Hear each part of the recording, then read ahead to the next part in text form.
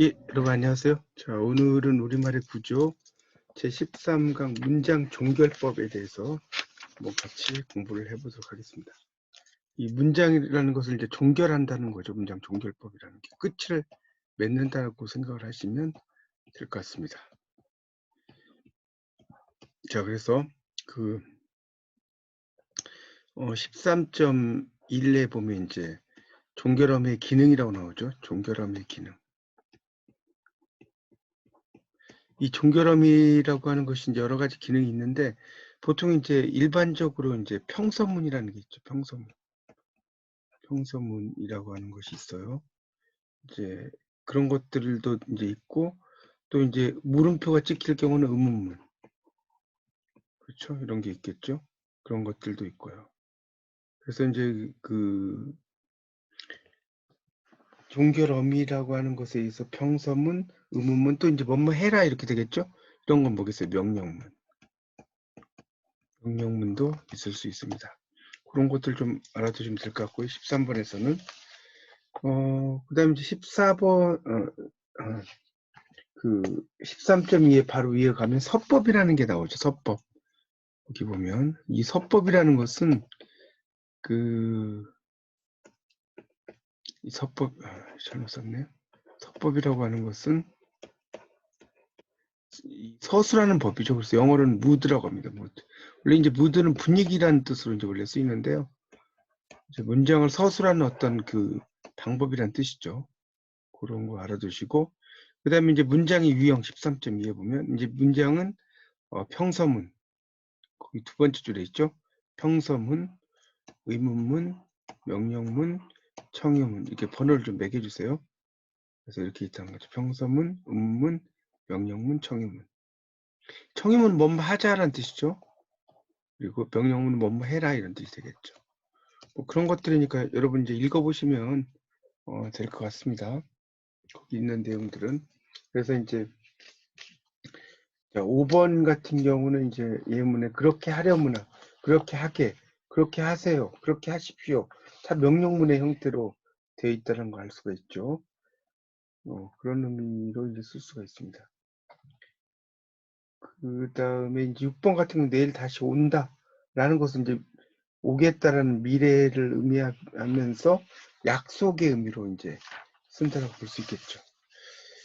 자, 그 다음에 7번 예문에서는 내일 온다고 말했다, 오냐고 말했다, 오라고 말했다 쭉 나오고 있죠. 그런 의미로 이제 오마고 말했다.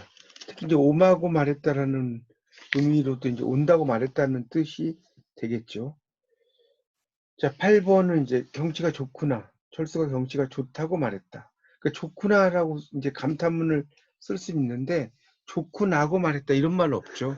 이런 말은 우리말에 없어요. 그렇게 하려무나 이건 되는데 그렇게 하라고 말씀하셨다. 그렇게 하려무나고 이런 말 없고요. 내일 오마 이건 되는데 아버지가 내일 오시겠다고 말씀하셨다. 내일 오마고는 안 된다. 뭐 이건 뭐 그냥 여러분 읽어보시면 다 아는 내용이고요. 그다음에 이제 평서문이라는 것은 말 그대로 이제 평서문 뭐뭐 9번 예문에 나오죠. 9번 예문에 평서문이라고 하는 게 자, 이 9번 예문을 이제 보면 뭐뭐 다, 뭐뭐 는다, 그렇죠? 뭐뭐 씁니다 등등 이런 것들 다 평서문이라는 거죠. 그래서 비가 온다, 비가 오네 이런 거 쭉 나오죠. 그러니까 비가 온다는 이제 해라체고 해라체, 비가 오와가 이제 합해지면 와가 되는 거죠. 이거는 이제 해체. 그리고 비가 오네니까 몸한네 이런 걸 이제 하계체라고 하죠. 비가 오 약간 사극의 어투죠. 이거는 하우체, 하우체가 되는 거고요. 비가 와요, 오와요가 와요죠. 그러니까 해요체.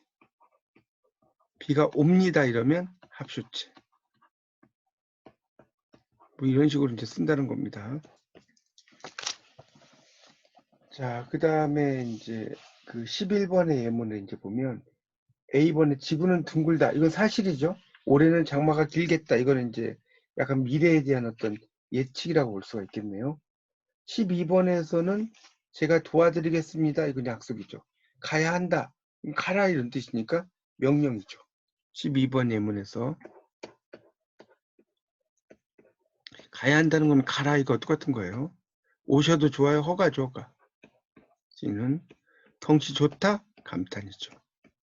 이런 걸 쓰는 겁니다. 자, 그 다음에 이제 그 밑에 단락에 보면 평서형 동결어미 앞에는 다양한 기능의 선어말 어미들이 결합이 되어서 나타날 수 있는데 13에서 보듯이 주체높임 선어말 어미 시 외에 다른 선어말 어미 결합이 제약되는 경우도 있다. 자, 13번의 예문 보면 A 3일 정오에 비로봉에 오르다. 자, 한국 여자농구 세계를 제패하다. 2번은 철수가 내일 서울을 떠나다. D번은 어제 아버님이 서울로 올라오시다. 이런 것들이 이제 이런 걸 절대문이라고 하는 거죠. 그러니까 시제상으로는 과거, 현재, 미래. 보세요. 의미를 나타낼 수 있다는 특성을 가지고 있고 일기문, 보고문, 신문, 기사의 제호 등과 같이 자, 그 다음에 밑줄 주세요. 그 다음에 청자를 상정하지 않는 뭐 이런 말 있죠. 그러니까 청자, 듣는 사람을 상정하지 않는 단독적 장면에 사용된다는 특성, 이걸 이야기하는 겁니다. 이럴 때는 이제 현재형으로 대부분 쓰는 거고요. 14번 예문에서는 철수야 오늘 비가 내리다 이렇게는 안 되죠. 철수야를 호칭 다음에 비가 내리다 이런 말을 쓸 수가 없어요. 14번 B도 마찬가지죠. 영희야 철수가 내일 미국에 가다 이런 말도 쓸 수 없어요. 그 밑에도 밑줄 치세요. 절대문이 현실적인 청자를 상대로 하는 표현이 아니기 때문에 절대문의 서술어의 상대경어법을 반영하는 다양한 형태들이 나타나지 않는 건 당연하다. 자, 15번에서는 이제 그 일은 내가 하마, 내가 하겠다는 뜻이고요. 오늘 내가 한턱 쏨세, 이거는 이제 요즘 말로 하면 써보세요. 한턱 쏠게죠. 이런 의미를 쓰는 거죠. 그런 내용이 이제 있고요. 그 다음에 이제 16번의 예문에서는 내일 내가 가마 이건 되는데 내일 내가 즐거우마. 자, 이 B번처럼 즐거우마 이런 말 쓸 수 없다는 거죠. 앞으로 착하마 이런 말도 쓸 수 없죠. 그러니까 어떤 이런 것들은 이제 인간의 뭐랄까요? 어떤 그 성질이나 상태 같은 거 이런 것들은 이제 말을 붙이기가 힘들다. 그런 이야기를 쓰는 겁니다. 앞으로 이 일에 충실하마. 이제부터는 조용하마. 이런 것들은 이제 쓸 수가 있다는 거죠. 자, 그 다음에 이제 18번의 예문에서는 내가 철수를 도와줌하고 했다. 이렇게 쓸 수 있겠고요. B는 아버지가 나한테 컴퓨터를 사줌하고 하셨다. 자, 이런 말도 쓸 수가 있다는 거죠. 그러니까 이제 그런 내용이 되어 있고요. 그러니까 물론 이러한 경우에 마 대신에 겠다가 나타나는 것이 더 일반적이죠. 도와주겠다고 했다. 사주시겠다고 주겠다고 했다. 뭐 사주시겠다고 했다. 이렇게 쓸 수 있는 거죠. 다음과 같은 경우에는 간접 인용해서 마가 실현되지 못하는 불완전한 모습. 예를 들어서 철수가 아버지께 자기가 감하고 했다. 이런 말 안 쓴다는 거죠. 또 B번처럼 철수가 할아버지께 자기가 신분을 갖다 드림하고 했다. 자, 이런 말도 안 되죠. 그러니까 이런 건 뭐냐면 많은 집안 사람들 사이에서 그것도 나이가 지긋한 사람이 나이 차이가 많이 나는 손 아랫사람에게 쓴다는 거예요. 그러니까 철수가 한참 아래인데 그렇게 쓸 수가 없다는 거죠. 그렇게 이제 보시면 될 것 같고요. 자, 그다음에 의문문이 나옵니다. 의문문. 의문문은 이제 뭐겠습니까? 13.4에 나오죠. 그 의문문은 뭐 이제 뭐뭐니, 뭐뭐냐, 뭐뭐는가 이런 것들 있죠. 등등이 이제 뭐뭐 씁니까? 이런 것들 다 의문문이죠. 그래서 이제 A번부터 쭉 나오죠. 비가 오니, 비가 오느냐, 물이 깊으니 이런 건 이제 해라체다. 그다음 비가 와, 해체죠. 반말투. 비가 오나, 오는가, 이런 깊은가, 물이 깊은가 하겠지. 비가 오오 이러면 하우치. 비가 와요, 와요니까 와요죠. 이거는 해요치. 뭐 이런 식으로 쓴다는 겁니다. 자, 그 다음에 228쪽에 이제 보시면 228쪽입니다. 이 의문문은 220 페이지는 옛날 책이라서 좀 다를 수 있겠네요. 그 의문문은 기준에 따라 여러 가지로 나눌 수 있지만 흔히 판정 의문문, 선정 의문문, 설명 의문문을 나눈다. 자, 이 부분 아주 중요합니다. 이 부분은 네모 별표 쳐놓으세요. 네모 별표 이 부분 전체 문장 자체를 네모 별표입니다. 그래서 자, 이 판정 의문문은 예 아니오로 대답할 수 있는 의문문. 그다음에 선정 의문문은 대답으로 선택될 수 있는 모든 대상이 질문에 명시적으로 주어진 의문문. 설명 의문문은 의문문에 들어있는 의문사에 대한 설명을 요구한다. 자, 그래서 이제 밑에 설명이 나옵니다. 자, 판정 의문문은 두 가지 이유 때문에 전통적으로 선정 의문문의 특수한 형식으로 다뤄져 왔다. 논리상으로 볼 때 판정 의문은 두 가지 가능한 대답 형식이 이접된 것으로 간주될 수 있다. 또 판정 의문에 대한 대답도 이들 중에 하나가 선택된다는 거죠. 21, 22를 보면 판정 의문에 대한 대답이 가부 선정 의문에 대한 대답과 같을 수 있다는 거죠. 그러니까 yes, no를 이제 가부라고 하죠. 가부. 그렇다 안 그렇다 이런 얘기죠. 철수 왔니 하면 왔어, 안 왔어 이런 말 쓸 수 있다는 거죠. 철수 왔니 안 왔니 하면 왔어 안 왔어 이거 쓸 수 있죠. 그런 것을 이야기하는 겁니다.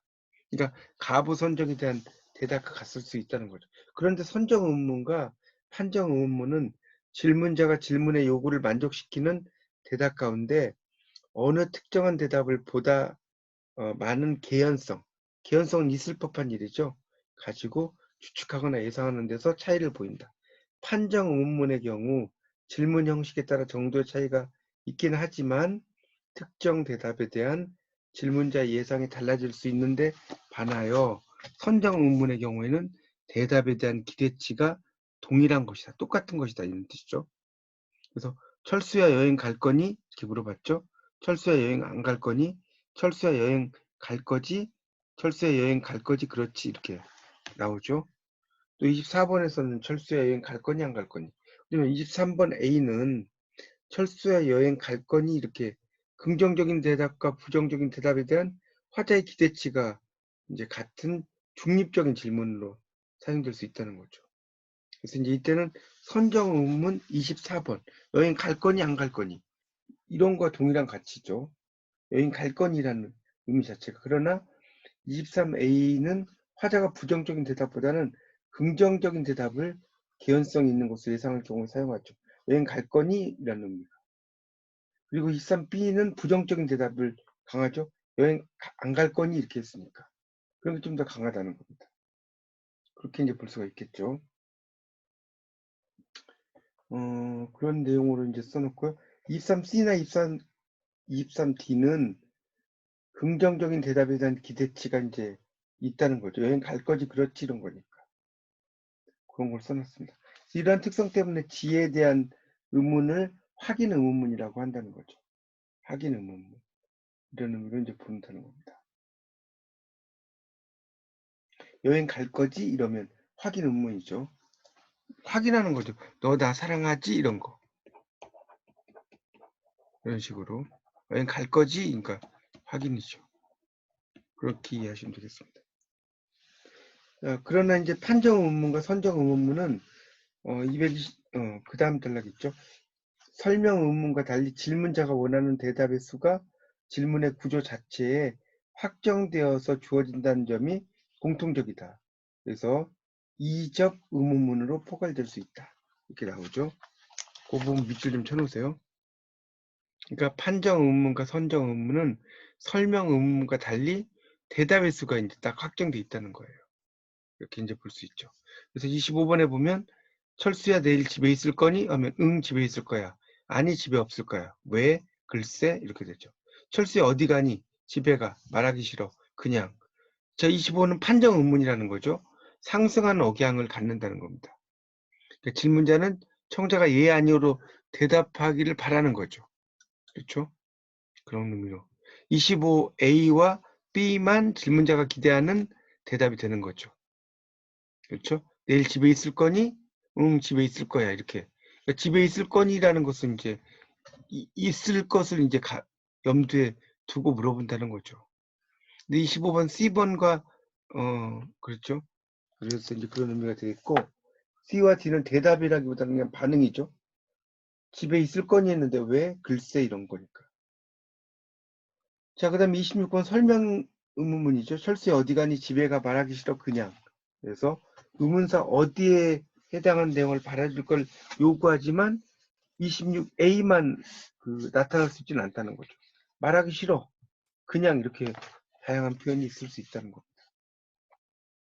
자, 그 다음에 27번의 예문을 보면 뭘 먹었니? 이렇게 이제 내리면 빵요 이렇게. 뭘 먹었니? 이렇게 이제 이야기하면 먹었다는 것에 강세가 되니까 예가 되겠죠. 예. 자, 그러니까 27번 예문이 좀 재밌는 예문이죠. 27번 예문. 자, 뭘 이렇게 강조했죠? 먹었니? 그러니까 빵 이렇게 이제 이야기하겠죠. 근데 그 밑에는 뭘 먹었니? 여기에 강세가 와요. 그러니까 얘라고 이제 이야기를 하겠죠. 먹었냐 안 먹었냐는 거니까. 그런 식으로 이해를 하시면 되겠습니다.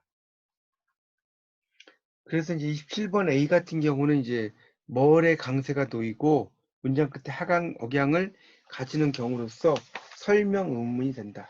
이랬죠.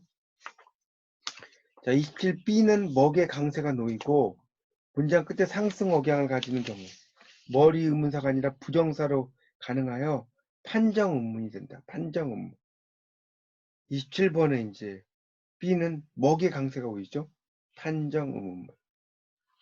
뭘 먹긴 먹었느냐라고 이제 물어보는 거죠. 그렇게 이제 이해할 수 있고요. 28번의 예문을 보면 집에 가자. 집에 가자고, 그 다음에 볼펜 좀 줘라. 뭘 달라고?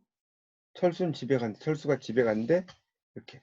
그러니까 28B, 29B, 30B는 반향 의문. 그러니까 다른 사람의 말 전체나 일부를 대받아서 묻는 질문 형식이라는 거예요. 그런 것을 이야기합니다. 최선을 다했는데 31번. 무슨 문제가 있겠니? 내가 너한테 그 정도로 못 해줬니? 주겠니? 내가 너한테 집 한 채 못 사주랴?